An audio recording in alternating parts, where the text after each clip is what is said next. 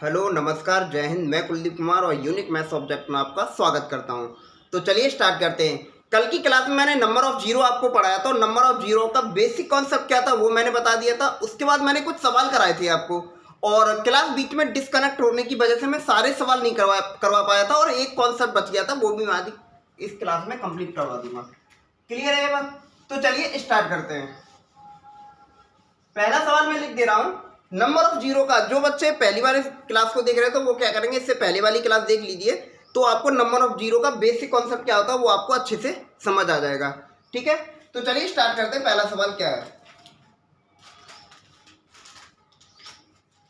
पहला सवाल आपके पास है 10 गुणा 20 गुणा 30 गुणा 40 डॉट डॉट डॉट 100। तो इसमें आपको पूछा बताओ नंबर ऑफ जीरो की संख्या क्या होगी, अंत में नंबर ऑफ जीरो कितने होंगे, आपको ये इसमें पूछा है। ठीक है, सवाल नंबर 2 है। पहला सवाल कल मैंने करवा दिया था। तो अब बताइए इस सवाल को कैसे हल करेंगे। जिन बच्चों ने कल की क्लास अगर देखी होगी तो वो क्या करेंगे, वीडियो को पॉज करेंगे और उसके बाद इस सवाल को करने की कोशिश करेंगे। अगर नहीं होता है तो कोई बात नहीं, मैं करवाता हूँ। ठीक है, मुझे आप एक चीज बताइए, 10 गुणा 20 गुणा 30 गुणा 40 डॉट डॉट 100 तक है। तो अगर इसमें से 10 मैं कॉमन ले लेता हूं, 10 अगर मैंने कॉमन ले लिया तो तुमने कहा सर यहां पे बचेगा 1, यहां बचेगा 2 और यहां बचेगा 3 और ये डॉट डॉट डॉट यहां बचेगा 10। तो आप कहोगे सर ये 10 नहीं आएगा। आप देखेंगे 1 2 1 10 यहां से आ गया, 1 10 यहां से आ गया, 1 10 यहां से आ गया, यानी कि हर एक में से 10 एक बाहर आ गया। तो मैं ये कह सकता हूं कि यहाँ 10 की पावर 10 होगा। होगा कि नहीं होगा? आप मुझे बताओ, जैसे कि मैंने ऐसे लिख दिया 100 प्लस 10, इसमें से अगर 10 कॉमन लेता हूं तो ये बनेगा 10 प्लस 1। ठीक है, और यही अगर ऐसे होता 100 गुणा 10, तो इसमें से अगर मैं 10 कॉमन लूंगा तो एक 10 तो यहां से बाहर आ गया और एक 10 यहां से आएगा, तो 10 की पावर 2 और यहां 2 गुणा 1। ये बात क्लियर है कि नहीं? तो इसीलिए मैंने कहा कि 10 गुणा 20 गुणा 30 गुणा 40 और ये 100 तक है और हमें अंत में जीरो की संख्या बताइए। तो आपने देखा कि 10 मैंने कॉमन लिया तो 10 यहां से 10 यहां से 10 यहां से 10 यहां से, क्योंकि ये मल्टीपल में है तो 10 की पावर 10 बाहर आ गया। 1 गुणा 2 गुणा 3 गुणा 4 गुणा डॉट डॉट डॉट 10 बचा। क्लियर है बात? तो इसको मैं क्या लिख सकता हूं, तो तुमने कहा सर 10 की पावर 10 गुणा 10 फैक्टोरियल, यही आ गया मेरे पास। अब मुझे अगर नंबर ऑफ जीरो चाहिए तो नंबर ऑफ जीरो के लिए मुझे नंबर ऑफ 5 चाहिए होता है। जितने मेरे पास 5 होंगे उतने ही मेरे पास नंबर ऑफ जीरो होंगे। आपने बोला सर ऐसा कैसे? मैंने कल आपको बताया था कि 10 के लिए 2 और 5 की जरूरत होती है और मैंने ये कहा था आपको जो कम बार आता है वही मेरा क्या होता है, नंबर ऑफ जीरो। मैं उसी से निकालता हूं। इस संख्या में 2 पहले आना शुरू हो गया, इसलिए मैं ये कह सकता हूं कि यहां पे 2 ज्यादा बार आ जाएगा, इसलिए मैं इसमें नंबर ऑफ 5 निकालूंगा। कितने निकालूंगा? Number of 5। अब मैं नंबर ऑफ 5 मैंने इसमें से निकाले तो तुमने कहा 10 में 5 कितने हैं, तो 5 दूनी 10, यानी कि आपने कहा सर 10 में 5 तो 2 ही हैं, तो 10 की पावर 10 यानी कि ये 10 जीरो ये हो गए यहाँ पे और 2 जीरो मेरे यहां से निकला है, तो टोटल नंबर ऑफ जीरो कितना आ गया मेरे पास? 12। तो यही इस सवाल का आंसर है। ये बात क्लियर है? अब तुमने कहा बिल्कुल। चलिए अब अगला कॉन्सेप्ट एक बार देख लेते हैं। तो नंबर ऑफ जीरो में जो बेसिक कॉन्सेप्ट था वो मैंने बता दिया, 2-3 मैंने सवाल करवा दिए। अब मैं एक नया कॉन्सेप्ट सिखाता हूं इसी में, यानी और कैसे प्रकार के सवाल आते हैं और वो मैं कॉन्सेप्ट आज ही की क्लास में सिखा दूंगा। कि वो मैं बता रहा था कि अगर पेपर थोड़ा टफ बनता है या पेपर में कुछ नया पूछा जाता है तो उस नए के लिए नंबर ऑफ जीरो का एडवांस क्वेश्चन कैसे पूछा जाएगा वो भी मैं बता देता हूं। क्योंकि उससे क्या होगा, अगर हम थोड़ा सा एडवांस पढ़ के जाएंगे तो क्या होगा कि अगर पेपर भी थोड़ा सा टफ बनता है ना तो मैं बड़ी आसानी से हैंडल कर लूंगा सवाल को और मैं अच्छा स्कोर पेपर में कर पाऊंगा। 90 आउट ऑफ 90, यानी 90 आउट ऑफ 90 तो मैं कह सकता हूं। मैं तो ये कह रहा हूं कि किसी भी एग्जाम में अगर मैथ आता है और एक बार कंप्लीट आपने मैथ्स यहाँ पढ़ लिया तो मैं कह सकता हूँ कि कोई भी ऐसा सवाल नहीं होगा जो पेपर में आ जाए और आप ना कर पाओ, चाहे वो सीसेट हो, यूपीएससी पीसीएस का, या फिर एसएससी का एग्जाम हो, रेलवे का एग्जाम हो, पुलिस का एग्जाम हो, यानी भारत का मैथ्स का कोई भी एग्जाम हो, यानी कोई भी एग्जाम हो जिसमें मैथ्स आता हो उसको बड़े आसानी से आप हैंडल कर सकते हो। क्योंकि आपने देखा होगा यूपीएससी के सीसेट में जो हुआ था उसमें सीसेट में जो मैथ्स के सवाल आए वो नंबर सिस्टम से आए थे और वो सवाल आए थे जो मैंने पहले डिविजिबिलिटी रूल में वो कंप्लीट करवा दिए थे और आपको विश्वास नहीं है तो मैं वो सवाल लेके आऊंगा। क्लियर है बात?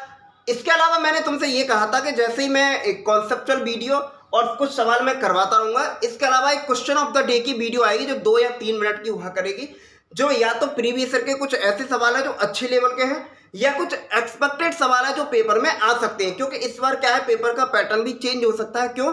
क्योंकि कंपनी चेंज होने वाली है, कि पहले टीसीएस एग्जाम कराती थी, अब कोई और कंपनी पेपर लेगी, इसलिए थोड़ा बदलाव आ सकता है। ये बात क्लियर है? तो चलिए अगला कॉन्सेप्ट देखते हैं क्या है।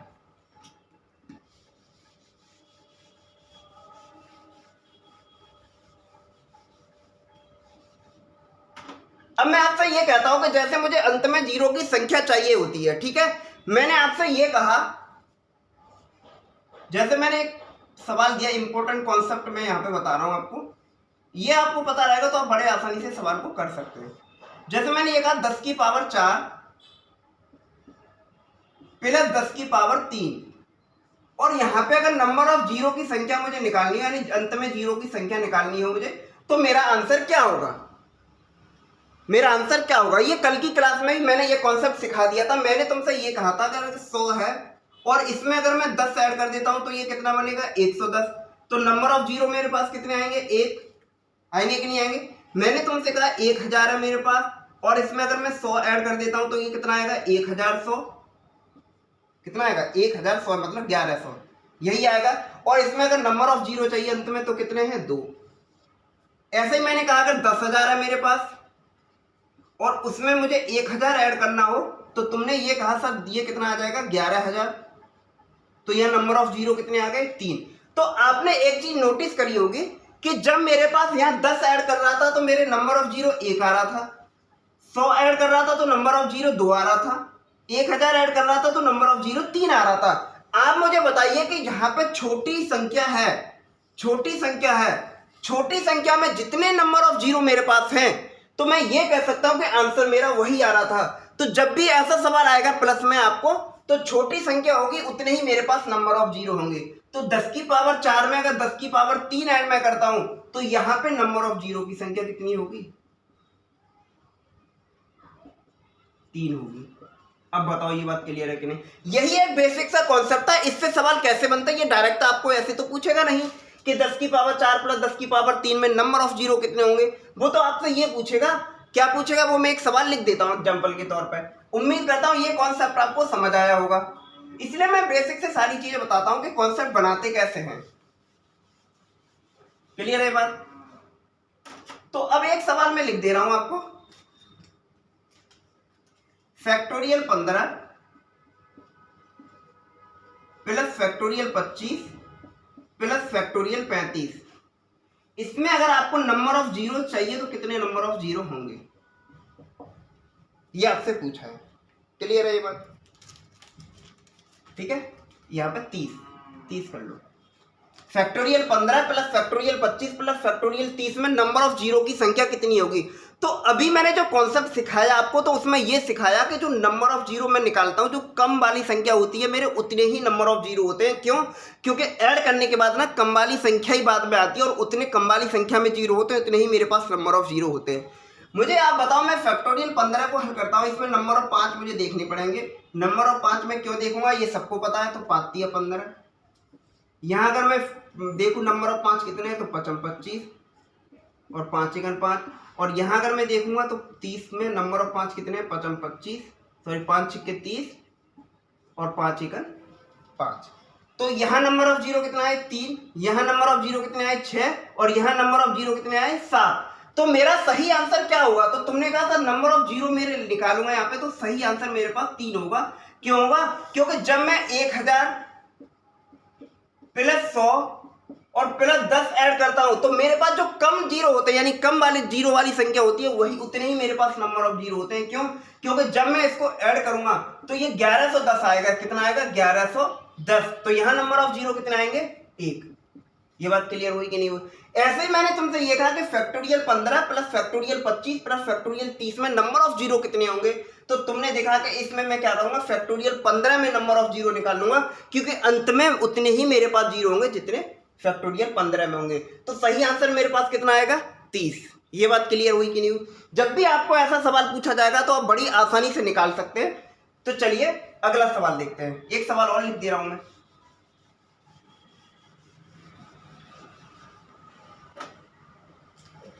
एक सवाल चलो अपनी तरफ से लिख देता हूँ। जैसे मैंने कहा फैक्टोरियल 20, फैक्टोरियल 30 और फैक्टोरियल 40, इसमें नंबर ऑफ जीरो बताओ कितने होंगे। तो मैंने देखा कि फैक्टोरियल 20 में नंबर ऑफ जीरो होंगे, उतने ही मेरे पूरी संख्या में नंबर ऑफ जीरो की संख्या निकलेगी। और आपको अगर ये सवाल, ये कॉन्सेप्ट समझ में नहीं आता तो आप एक बार कमेंट कर सकते हो। उससे क्या होगा, मैं और बेहतरीन तरीके से एक अलग से छोटा सा वीडियो बना के और अच्छे से इलेबोरेशन कर सकता हूं मैं, ठीक है। तो इसमें अगर नंबर ऑफ 5 निकालूंगा तो कितने होंगे, 5 चौक 20। इसमें नंबर ऑफ 5 निकालूंगा तो कितने होंगे मेरे पास, 5 छिक्के 30, 5 एकन 5। और इसमें नंबर ऑफ 5 निकालूंगा तो 5 अट्ठे 40, 5 एकन 5, यही बचेगा। तो यहाँ नंबर ऑफ जीरो कितने आए, 9। यहाँ नंबर ऑफ जीरो कितने आए, 7। और यहाँ नंबर ऑफ जीरो कितने आए, 4। तो मेरा बताओ नंबर ऑफ जीरो कितना होगा आंसर। तो तुमने कहा sir number of zero sir 4 होगा, क्योंकि जो कम होगा वही आंसर होगा। क्यों होगा, क्योंकि मैंने ये कॉन्सेप्ट बता दिया है आपको। ये बात क्लियर है कि नहीं। अब आप मुझे एक चीज बताओ, जैसे मैंने तुमसे ये कहा कि आपको ये कॉन्सेप्ट भी समझ आया होगा, अब एक बेहतरीन कॉन्सेप्ट मैं आपको बताने वाला हूं। और वो इसलिए बताने वाला हूं क्योंकि आज से पहले कभी पेपर में ये नहीं आया। इसको मैं लिख देता हूं, वेरी वेरी इंपॉर्टेंट कॉन्सेप्ट। अब आपने कहा सर जब कभी पेपर में ही नहीं आया तो वेरी वेरी इंपॉर्टेंट कैसे हो गया। मैं आपको ये बता दूं, जिस प्रकार से सवालों का मॉडिफिकेशन होता है, या फिर मैं कह सकता हूं जिस प्रकार से सवालों को मतलब धीरे धीरे बदला जा रहा है, या फिर कह सकते हैं कि जैसे कंपनी अब दूसरी कंपनी एग्जाम लेगी तो कुछ ना कुछ नया तो जरूर पूछने की चेष्टा करेगी। वो नया क्या हो सकता है कि जो हमने पढ़ रखा है उसमें नया क्या होगा वो वही पूछ सकती है। ऐसे थोड़ा ही आपको डिफरेंशिएशन, इंटीग्रेशन और ये सारी चीजें पूछ ली जाएगी, कैलकुलस वगैरह, ऐसा नहीं। आपको तो बस वो पूछेगा कि नंबर ऑफ जीरो आपने निकाले तो उसमें नया क्या हो सकता है वो आपसे पूछेगा। जैसे मैंने आपको ये कहा, जैसे मैंने एक नंबर लिख दिया 4000 और मैंने इसमें ये कहा बताओ नंबर ऑफ जीरो आपके पास कितने होंगे। तो तुमने कहा सर अंत में जीरो की संख्या मेरे पास 3 होगी। कितनी होगी अंत में जीरो की संख्या, 3 होगी। क्लियर है ये बात। एक बच्चा ये बोला कि सर ये एक बात बताइए कि आप 3, ये मेरे पास जीरो, नंबर ऑफ जीरो की संख्या आ गई, कभी ऐसा हो सकता है कि जीरो के बाद कौन सा डिजिट होगा, ये आपसे पूछ ले। डिजिट पूछ सकता है, क्यों, क्योंकि मान लो अगर मेरे पास एक संख्या दे दी 5 गुणा 40, मैंने कहा कि बताओ नंबर ऑफ संख्या कितनी होगी, 5 चौक 20, 200 आ गया इसका आंसर। तो नंबर ऑफ जीरो तो 2 होंगे मेरे पास। क्या कभी ऐसा हो सकता है कि आपसे ये पूछे कि बताओ जीरो के बाद डिजिट कितने होंगे, सॉरी कौन सा डिजिट आएगा। तो मैंने कहा कि डिजिट अगर कोई आएगा तो वो मेरे पास कौन सा होगा, 2। क्लियर है ये बात। तो ऐसा ये कॉन्सेप्ट नया है जो अभी तक पेपर में नहीं पूछा गया, लेकिन आने वाले समय में पेपर में पूछा जा सकता है, इसलिए हम तैयारी पहले करके ही रखना है। क्लियर है ये बात। तो चलिए अब मैं ये कॉन्सेप्ट सिखा देता हूं, मैं डायरेक्टली ये कॉन्सेप्ट सिखा देता हूं, 2-3 मैं सवाल करवा देता हूं और ये इससे आपका आंसर हल हो जाएगा। जैसे मैंने तुमसे ये कहा 1 गुणा 2 गुणा 3 गुणा 4 गुणा 5, ठीक है। ये मेरे पास क्या बनता है, फैक्टोरियल 5। अगर मैं नंबर ऑफ जीरोज निकालूंगा, इसमें नंबर ऑफ जीरोज निकालूंगा मैं, तो तुमने कहा सर नंबर ऑफ जीरो मेरे पास कितने होंगे, फैक्टोरियल 5 को मैं 5 से डिवाइड करूंगा, 5 एकन 5, यानी कि नंबर ऑफ जीरो मेरे पास कितने आ गए, 1 आ गए। मैंने कहा इसको अगर मैं करता हूं सॉल्व तो 5 चौक 20 30 60 दूनी 120, 120 एकन 120, यानी यहां पे नंबर ऑफ जीरो कितना आया है, 1 ही आया है मेरे पास। जीरो के बाद का अगर डिजिट पूछे तो कितना आया है, 2 आया है। तो आप मुझे कोई ऐसा तरीका बता दो कि सर जीरो के बाद का अगर डिजिट मुझसे पूछा जाए तो मैं सवाल को कैसे कर पाऊंगा, क्योंकि ये तो एक छोटी संख्या थी। फैक्टोरियल 5 मैंने निकाला 120 होता है, नंबर ऑफ जीरो मेरे पास 1 है, जीरो के बाद का डिजिट मेरे पास 2 है। अगर आपसे फैक्टोरियल 100 पूछ लिया जाए, फैक्टोरियल 30 पूछ लिया जाए, फैक्टोरियल 500 पूछ लिया जाए, तो आप जीरो के बाद का डिजिट कैसे निकालेंगे। तो मैं आपको यहाँ पे एक इंपॉर्टेंट फॉर्मूला लिख दे रहा हूँ। फॉर्मूला कैसे आया एक अलग से वीडियो में लेके आऊंगा 5-6 मिनट का, उसमें मैं एकदम इलॉबरेशन करके बता दूंगा। इसमें आप लिख लीजिए 2 की पावर a गुणा फैक्टोरियल a गुणा फैक्टोरियल b। ये मेरे पास फॉर्मूला होता है। किसका फॉर्मूला होता है कि अगर हम डिजिट निकालना हो, digit number of zero, digit after number of zero, समझे, जीरो के बाद यानी अंत में जीरो के बाद यानी जो डिजिट होगा वो क्या होगा। तो अब मुझे बताइए कि यहां पे ए क्या है, अब आपको ये भी तो पता होना चाहिए ए क्या है। तो यहाँ पे मैं समझा दे रहा हूँ, यहाँ पे कितना है फैक्टोरियल 5। 5 में मैं 5 से नंबर ऑफ 5 ही निकालता हूँ मैं नंबर ऑफ 0 के लिए, तो 5 एक 5, तो यहाँ का नाम 0। जो मेरा ये भागफल होता है वो तो मेरा ए होता है, और जो मेरा ये होता है शेषफल वो मेरा बी होता है। ये बात क्लियर है कि नहीं।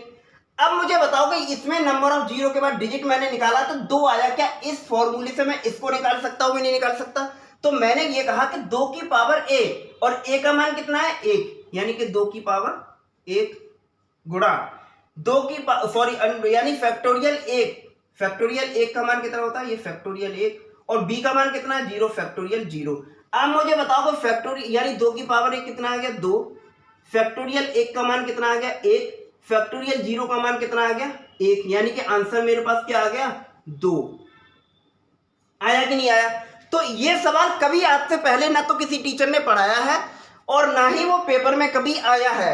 और अगर मान लो कल को ये सवाल, छोटा सा सवाल भी पेपर में आ गया और आपने ये कॉन्सेप्ट पढ़ा है, तो मैं कह सकता हूं कि आप उन बच्चों से बेहतर स्कोर कर पाएंगे जिन्होंने ये सवाल नहीं पढ़ा है। 2-4 सवाल मैं अपनी तरफ से दे देता हूं, उसके बाद इस वीडियो को खत्म करते हैं, और उसके बाद क्वेश्चन ऑफ द डे का वीडियो फिर मैं बनाना शुरू करूंगा। इससे कि आपको एक एक छोटे छोटे सवाल 2-2, 3-3 मिनट के ऐसे सवाल रहेंगे जिसमें आपका कॉन्सेप्ट भी क्लियर हो जाएगा, और कुछ कठिन सवाल भी होंगे जो एक्सपेक्टेड सवाल होंगे, या तो पेपर में आ सकते हैं या पेपर में आएंगे, या CDS CPO किसी में भी आए। ठीक है, तो मैं एक सवाल आपको देता हूं, मैं सवाल लिख के लाया हूं।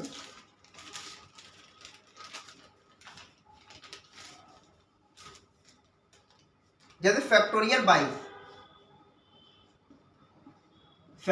22 में 0 के बाद का डिजिट बताओ, जीरोस के बाद डिजिट बताओ, डिजिट बताओ। तो मुझे फॉर्मूला पता है क्या होता है, 2 की पावर 1 गुणा फैक्टोरियल a गुणा फैक्टोरियल b, फैक्टोरियल 22। अब अगर मान लो कि ये फॉर्मूला आपको नहीं पता है, ये कॉन्सेप्ट आपको नहीं पता, तो फैक्टोरियल 22 को जब आप तोड़ना शुरू करोगे 1 गुणा 2 गुणा 3 गुणा 4 गुणा 5 गुणा 6 गुणा 7 गुणा, ऐसे 22 तक करना पड़ेगा, फिर आप गुणा करोगे, तो मुझे नहीं लगता कि पेपर में टाइम के अंदर आप कर पाओगे। फिर मैंने बताया कि आपके पास ये फॉर्मूला होता है, इसमें a और b क्या होता है कि मेरे पास फैक्टोरियल 22 है, इसमें मैं 5 से डिवाइड करूंगा, मुझे भाग लगाना है, तो जो भागफल होता है वो मेरे पास कितना है 4, और जो शेषफल होता है वो मेरे पास कितना है 2। जो शेषफल होता है वो तो b होता है, और जो भागफल होता है वो a होता है। ये बात क्लियर है। 2 की पावर a यानी कि 2 की पावर 4, फैक्टोरियल a का मतलब फैक्टोरियल 4, फैक्टोरियल b का मतलब फैक्टोरियल 2। इसको मैं सॉल्व करूंगा और मेरा आंसर बन जाएगा। 2 की पावर 4 कितना होता है 64, 2 1 2 2 4 2 8 2 16, सॉरी कितना होता है 16। फैक्टोरियल 4 का मतलब कितना होता है 24, और फैक्टोरियल 2 का मतलब कितना होता है 2, यही होता है। फैक्टोरियल 4 का मतलब 1 गुणा 2 गुणा 3 गुणा 4, 4 3 12 2 24 1 24, 1 गुणा 2 2 1 2। अब मेरे पास नंबर ऑफ 0 चाहिए, यानी 0 के बाद का डिजिट चाहिए, तो मैं यूनिट डिजिट से देख लूंगा, 2 चौक 8 और 8 से 48, यानी कि 0 के बाद का डिजिट कितना आया 8 आया, और यही इस सवाल का क्या है आंसर। इसके बाद अगर नंबर ऑफ 0 आपसे पूछता है तो आप बड़े आसानी से निकाल सकते हैं। क्या क्या है 22 है, 5 चौक 20, यानी 0 अंत में कितने आएंगे 8 के बाद 1 2 3 4, यानी 4 0 के बाद मेरे पास 8 एक डिजिट आएगा। ये बात क्लियर हुई कि नहीं हुई? एक सवाल और करवा दे रहा हूं, उसके बाद क्या करूंगा, एक सवाल मैं दे दूंगा, आप घर पे ही कर लेना। अगला सवाल देखिए, फैक्टोरियल 26, फैक्टोरियल में 100 दे देता हूं, चलो 100, इसमें 0 के बाद का डिजिट बताओ।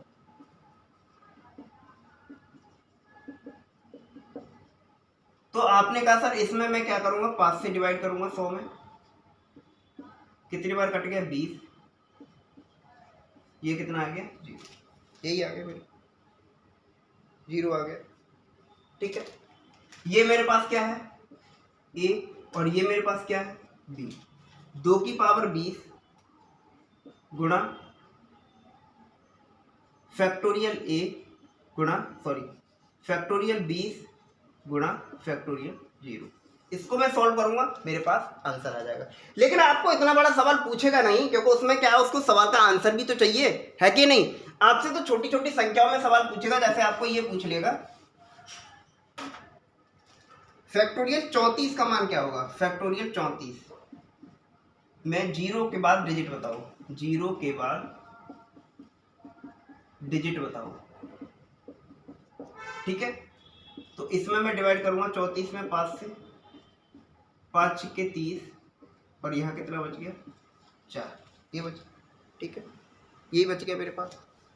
ये मेरे पास क्या है a, और ये मेरे पास क्या है b। मेरे पास फॉर्मूला होता है 2 की पावर a गुणा फैक्टोरियल a गुणा फैक्टोरियल b। 2 की पावर a का मतलब हो गया 2 की पावर 6 गुणा फैक्टोरियल 6 गुणा फैक्टोरियल 4। 2 की पावर 6 का मतलब 2 1 2, 2 दूनी 4 दूनी 8 दूनी 16 दूनी 32 दूनी 64, यानी 64 आ गया यहाँ पे। फैक्टोरियल 6 का मान कितना होता है 24 पंजे 120, 12 6 72, यानी कि 720। और फैक्टोरियल मान का इसका मान कितना होता है 24। ये बात क्लियर, ठीक है। अब मुझे क्या चाहिए, डिजिट चाहिए, यानी कि इसके बाद कितना डिजिट होगा, यानी 2 की पावर 64। अब मैं इसको सॉल्व करूंगा तो अंत में 0 की संख्या क्या होगी वो मैं आसानी से निकाल सकता हूं। क्लियर है ये बात। तो उम्मीद करता हूं आपको ये सवाल, ये क्लास भी समझ आया होगा। और ऐसे सवाल, यानी कि ये फॉर्मूला आप याद करके रखिए, क्योंकि अगर आपको ये पता है तो मैं उम्मीद करता हूं अगर पेपर में थोड़ा सा कठिन सवाल भी बनते तो बड़े आसानी से आप हैंडल कर पाएंगे। तो चलिए इस वीडियो को यहीं पे खत्म करते हैं और मिलते कल की क्लास में रिमाइंडर थ्योरम के साथ, क्योंकि रिमाइंडर थ्योरम पे एक लास्ट कॉन्सेप्ट इसमें बताया वो मैं कंप्लीट करवा दूंगा, और उसके बाद हम परसेंटेज पढ़ेंगे। और उसके बाद मैं क्या करूंगा, क्वेश्चन ऑफ द डे। जैसे अभी आपका नंबर सिस्टम खत्म हो गया, नंबर सिस्टम में जो अच्छे अच्छे क्वेश्चन हैं हर एक कॉन्सेप्ट से, या फिर जो यूपीएससी सीसेट में या पीसीएस में या फिर एसएससी सीजीएल में सीपीओ जीडी वगैरह जिस भी एग्जाम में कुछ अच्छे सवाल आए नंबर सिस्टम से, वो मैं क्वेश्चन ऑफ द डे में करवाता रहूँगा, जिससे आप बड़े आसानी से उन सवालों को हैंडल कर सकते हैं। क्यों? क्योंकि 1 से 2 मिनट या 3 मिनट का वीडियो रहा करेगा, वो जल्दी से आप देख भी लेंगे। और उसमें क्या होगा कि ऐसा कॉन्सेप्ट आपको ये सब बेस मिल जाएगा, और उस टाइप का एक नया सवाल पेपर में आया तो आप आसानी से तो सॉल्व कर सकते हैं। क्लियर है। चलिए इस वीडियो को यहीं अंत करते हैं, कल की क्लास में मिलेंगे। Bye bye, take care, thank you.